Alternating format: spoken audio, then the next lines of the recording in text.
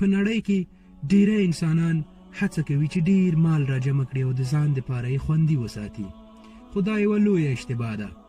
الله تعالی فرمایي څوک چې د عقل نه کار اخلي د هغو دپاره په قرآن شریف کې ډیرې نښې دي، او څوک چې د عقل نه کار نه اخلي د هغو په زړونو باندې به مهر لګول کیږي.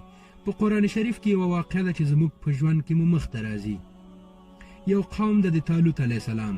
الله تعالی طالوت علیه السلام ته فرمایي چې خپل ټول قوم دې راجمع کړه او لاړ شه د جالوت سره جنګ وکړه. طالوت علیه السلام خپل ټول قوم راجمع کړي روان شي. الله تعالی طالوت علیه السلام ته فرمایي چې زه به ستا د قوم نه امتحان اخلمه، دوی ته به زه تنده ورکوم. دوی ته خبر ورکړه چې اوبه به نسکي، چې ډیر زیات تږي شو، فقط دغره اوبه به څکي چې څومره یې په لپه کې راځي د ضرورت حل کولو دپاره. د طالوت علیه السلام قوم ډیر زیات تږی شي، الله تعالی په لاره کې د خوږو اوبو سیندونه روان کړي. اوس اوبه هم شته او تنده هم شته، خو په منځ کې د الله تعالی امتحان دی. بعضې کسان هیڅ اوبه ونسکي او بعضې کسان یې په لپه کې راواخلي او ویسکي او ډیری کسان اوبو ته ور ودانګي. هغو چې د الله تعالی خبره ومنله، الله تعالی هغو ته په نسکلو او په یوه لپه اوبو باندې د هغو تنده ورماته کړه، په جنګ کې بریا ورکړو، هم په دې دنیا کامیابه کړه او هم په هغې دنیا کامیابه کړه. او هغو چې د الله تعالی خبره ونه منله، اوبه یې څکلې څکلې څکلې، تنده یې نه ماتېدله. الله تعالی هم په دې دنیا ناکامه کړل او هم په هغې دنیا ناکامه کړل.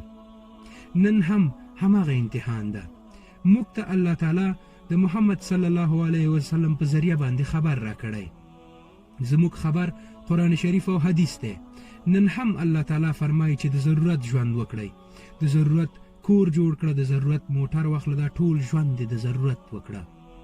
په نړۍ کې د خبر او د نظر جنگ ده، انسانان یې دوکه کړي. خبر وایي چې په صدقه او زکات باندې د ځان ساتنه کیږي، نظر وایي چې په صدقه او زکات باندې مال کمیږي. خبر وایي چې په صدقه او زکات باندې په مال کې لا پراخوالی راځي، نظر وایي چې په صدقه او زکات باندې مال کمیږي. په یاد ولرئ، نظر انسان تیر باسي او خبر ډیر ریښتینی ده. هر هغه انسان چې په خبر باندې عمل وکړي، الله تعالی به خوشحاله او بهترینه کامیابه ژوند ورکوي. السلام علیکم.